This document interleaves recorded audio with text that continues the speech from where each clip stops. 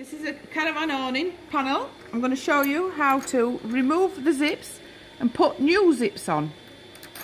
So you take them up from this end, which is the stopped end on the zip. Can you see that?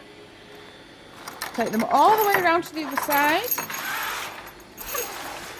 All the way round. All the way round.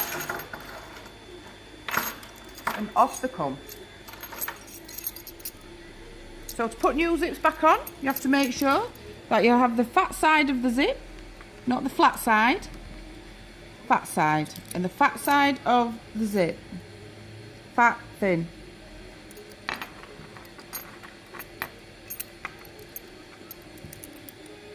On the go. Fat side of the zip. Fat side.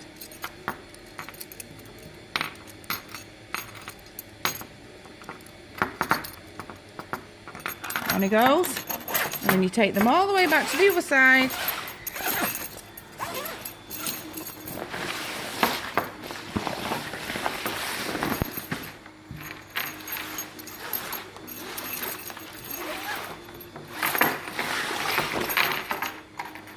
And this applies to all awnings and the roof section too, back where they were. That's how you do it.